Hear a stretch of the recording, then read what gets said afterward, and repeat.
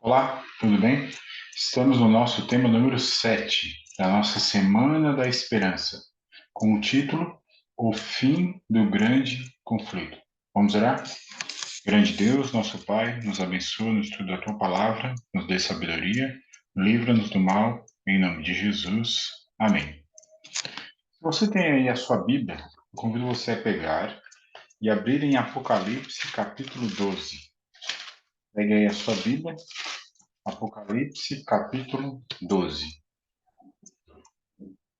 Verso 13 diz assim, Apocalipse 12, verso 13. Quando, pois, o dragão se viu atirado para a terra, perseguiu a mulher que dera à luz o filho varão. Então, dragão, um símbolo para Satanás. Mulher, um símbolo para a igreja. Então, o dragão está perseguindo a igreja. E foram dadas à mulher duas asas da grande águia, para que voasse até o deserto, ao seu lugar, aí onde é sustentada durante um tempo, tempos e metade de um tempo, fora da vista da serpente. Então, a mulher, ela foge para o deserto. Essas duas asas de grande águia lembra o texto de Êxodo 19, verso 4, quando Deus tirou aproximadamente 2 milhões de pessoas do Egito e levou para a terra de Canaã. Fala que esse período que ela está refugiada no deserto corresponde a um tempo, tempos e metade de um tempo. Esse tempo corresponde a um período da Idade Média, de 538 a 1798. Nós vamos ver mais sobre isso no nosso último encontro, no próximo pôr do sol. Mas o que nós queremos tirar daqui? Lemos o verso 13 e o 14. A perseguição continua. E aí, depois de 1798, depois desse período de 538 a 1798, que corresponde a 1260 anos, olha o que temos no último verso do capítulo 12. Irou-se o dragão contra a mulher. Então, continua perseguindo a mulher. E foi pelejar com o restante da sua descendência. A perseguição foi tão grande e durou tanto tempo que agora dessa igreja sobrou apenas um restante. Em que momento da história que nós estamos? Depois de 1798. Quem são eles? Segunda parte do verso 17. Os que guardam os mandamentos de Deus. Os mandamentos nós conhecemos, ok? Estão em Êxodo 20. Lembra que o catecismo romano mudou alguns, mas ele está falando aqui daqueles que não foram mudados. E, além dos mandamentos de Deus, tem o testemunho de Jesus. O que é o testemunho de Jesus? Então, nós vamos agora a Apocalipse 19, verso 10. Prostrei-me ante aos seus pés para adorá-lo. Ele, porém, me disse: Vê, não faças isso. Sou conservo teu e dos teus irmãos que mantêm o testemunho de Jesus. Olha aqui, ó, a informação que a gente tem, que a gente quer. Aqueles que mantêm o testemunho de Jesus. Adora a Deus, pois o testemunho de Jesus é o espírito da profecia. O dom profético é um dom dado pelo Espírito Santo. Então, o que é o testemunho de Jesus? É a manifestação do dom de profecia. Então, aos teus irmãos que mantêm o testemunho de Jesus. Agora vamos a Apocalipse 22, verso 9. Então ele me disse: Vê, não faças isso. Eu sou conservo teu, dos teus irmãos, que mantêm o testemunho de Jesus, que a gente viu lá. Olha ali, ó, dos teus irmãos, os profetas. Então, aqueles que mantêm o testemunho de Jesus são os profetas. O testemunho de Jesus é o dom profético dado pelo Espírito Santo. Acho que os textos são bem claros, né? Mas vamos revisá-los e vamos aprofundar um pouco mais no estudo de hoje. Os profetas modernos. Quem são eles? Aqueles que acontecem depois de 1798. 2 Pedro 1,21 diz: Porque nunca jamais qualquer profecia foi dada por vontade humana. Entretanto, homens falaram da parte de Deus, movidos por quem? Pelo Espírito Santo. Quer ser batizado pelo Espírito Santo? Leia o livro do Espírito Santo. Quer estar cheio do Espírito Santo? leia o livro do Espírito Santo. É impossível o Espírito Santo se revelar a você e contradizer a sua palavra, o seu livro que foi inspirado por ele, o Espírito Santo. O Espírito Santo capacita a igreja. De que forma? Através dos dons espirituais. 2 Coríntios 12, verso 11 e verso 28 diz: Mas um só e o mesmo Espírito realiza todas estas coisas, distribuindo-as como lhe apraz, a cada um individualmente. Então, o Espírito Santo dá o dom que ele quer, para a pessoa que ele quer, na hora que ele quiser. Para Ogian, ele escolhe nunca dar o dom profético, mas vai dar o dom do ensino. Por quanto tempo? Por um ano, depois não mais. Por toda a vida. E ele vai ser usado por Deus. Então, o tempo que ele quiser, para a pessoa que ele quiser e o dom que ele quiser. Ele tem vontade. E a segunda parte, agora o verso 28 diz: A uns estabeleceu Deus na igreja, primeiramente, apóstolos. Em segundo lugar, profetas. A igreja existe? Existe. Eu pertenço a uma igreja, talvez você também pertença a alguma igreja. Então, os dons são concedidos à igreja para que ela se torne forte para o serviço. E a diversidade é para atender áreas diferentes, coisas que eu não tenho o dom, outra pessoa tem e consegue atender. Então, na diversidade dos dons, a igreja se torna forte para servir. O dom de profecia não encerrou com o Novo Testamento. Alguns podem imaginar, não, temos aqui o Antigo Testamento, o Novo Testamento, não temos mais o dom profético. Não, temos o dom profético e vários outros dons, está na Bíblia. Joel 2 fala de uma profecia que iria acontecer, e acontecerá depois que derramarei o meu espírito sobre toda a carne. Vossos filhos e vossas filhas profetizarão, vossos velhos sonharão, vossos jovens terão visões. Até sobre os servos e sobre as servas derramarei o meu espírito naqueles dias. Então, no futuro, o Espírito Santo seria derramado sobre homens e mulheres, filhos e filhas, velhos e jovens. Atos 2 fala do cumprimento dessa profecia, mas o que ocorre é o que foi dito por intermédio do profeta Joel. E acontecerá nos últimos dias do Senhor, que derramarei do meu espírito sobre toda a carne. Vossos filhos e vossas filhas profetizarão, vossos jovens terão visões, e sonharão vossos velhos. Então, Atos capítulo 2 está dizendo de um grupo de pessoas que está em Jerusalém por motivo de uma festa chamada Pentecostes. E essa festa ele deveria ir a Jerusalém para comemorar. E ali tem pessoas de diversas nações. E olha o que diz, verso 8, Atos 2, verso 8. E como os ouvimos falar, cada um nossa própria língua materna? Então, os discípulos, cheios do Espírito, com o derramamento do Espírito, conforme a profecia que o livro foi inspirado pelo Espírito Santo, eles estavam ouvindo na sua própria língua materna. Então, línguas que eram entendidas. Deus deu diferentes dons à sua igreja para cumprir a missão. Nem todos vão receber o dom de línguas. Nem todos vão receber o dom profético. Alguns receberão e outros não. Diferentes dons para a igreja cumprir a missão. Atos 4 deixa isso de maneira muito clara. Paulo escreve à igreja de Éfeso e diz: e ele mesmo concedeu uns para apóstolos, outros para profetas, outros para evangelistas e outros para pastores e mestres, com vistas ao aperfeiçoamento dos santos. Para o quê? Para o desempenho do seu serviço e para a edificação do corpo de Cristo, que é a igreja. Servir, fortalecer a igreja para servir. Deus abençoa aqueles que acreditam na revelação profética. Olha o que diz a Bíblia. Feliz, Makarios, né? É o grego. Bem-aventurado aquele que guarda as palavras da profecia deste livro. Apocalipse 22. E se alguém tirar qualquer coisa das palavras do livro dessa profecia, Deus tirará sua parte da árvore da vida, da cidade santa, e das coisas que se acham escritas neste livro.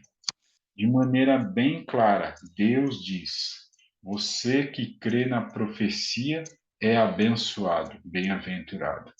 Você que muda a profecia, há uma maldição à frente.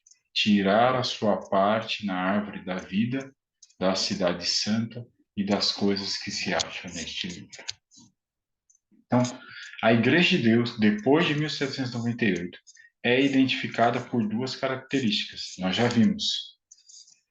Ela guarda os mandamentos de Deus e tem o testemunho de Jesus. Então, a religião que você segue, que você professa, que você dedica o seu tempo, ela guarda os mandamentos de Deus e tem a manifestação de um dom específico, que é o dom de profecia, essa pergunta você deve responder. Porque a igreja de Deus verdadeira, o restante que sobrou dessa igreja, que foi perseguida, ela tem essas duas características. É possível identificar isso.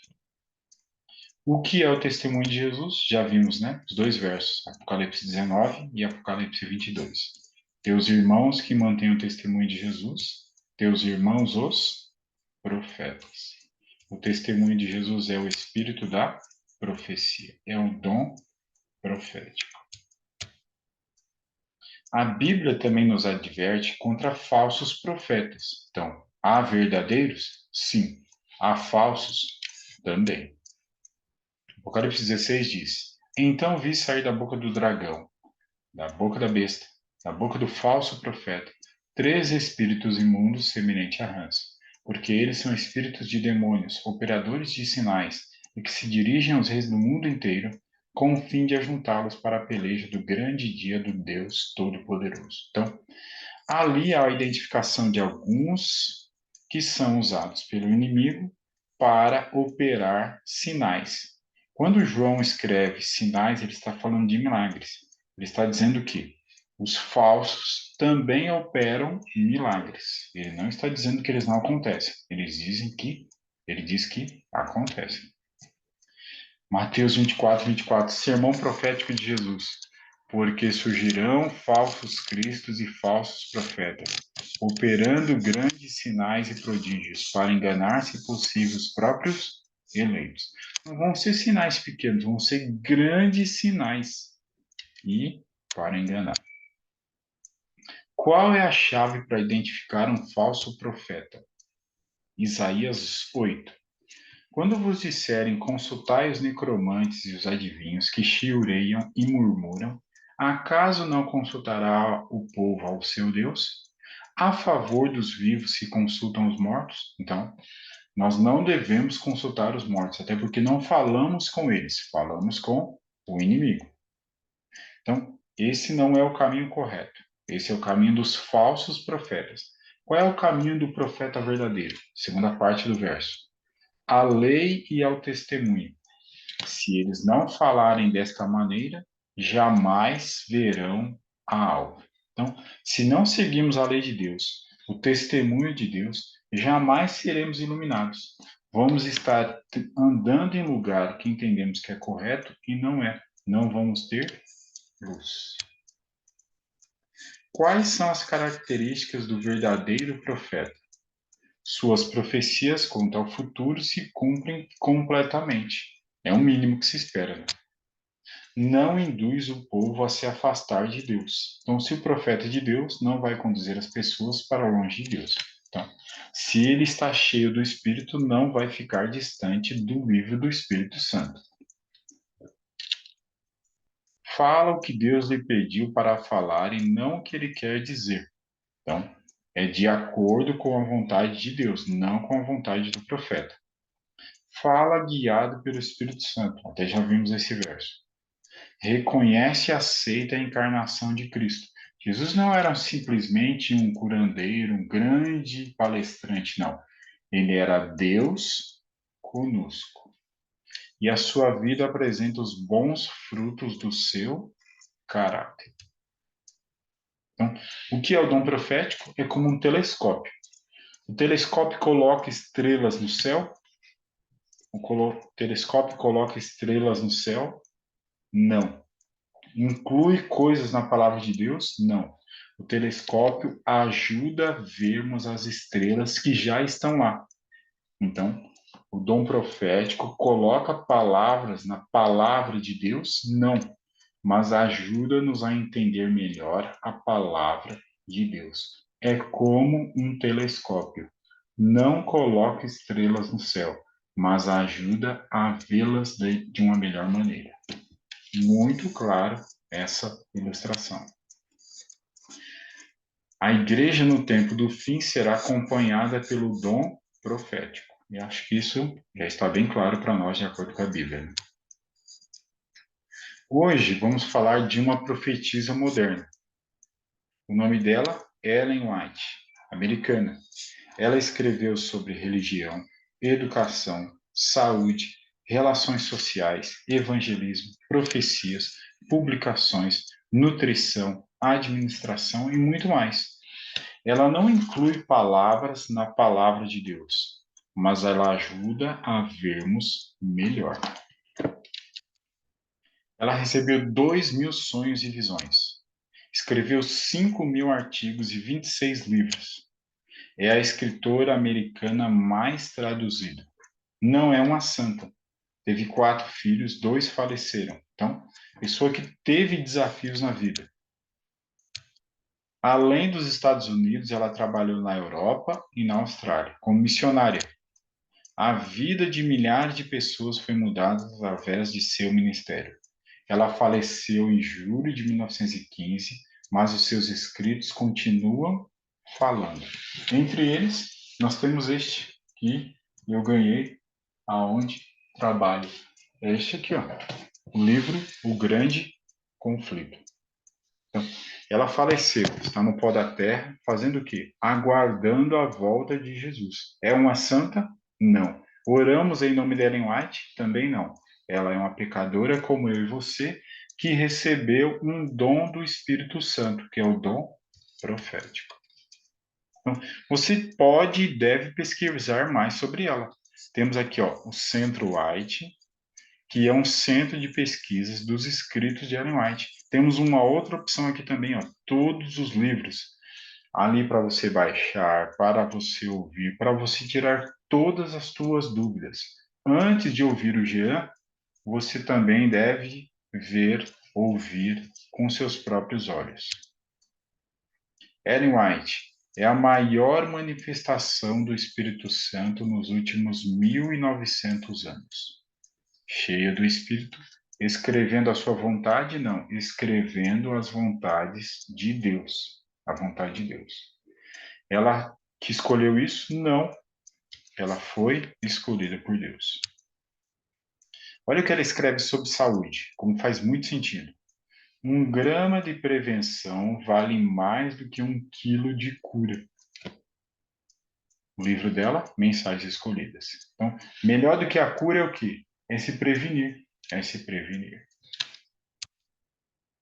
Olha o que ele escreve sobre educação de filhos. As lições que a criança aprende durante os primeiros 7 anos de vida têm mais que ver com a formação do seu caráter que tudo que ela aprende em anos posteriores.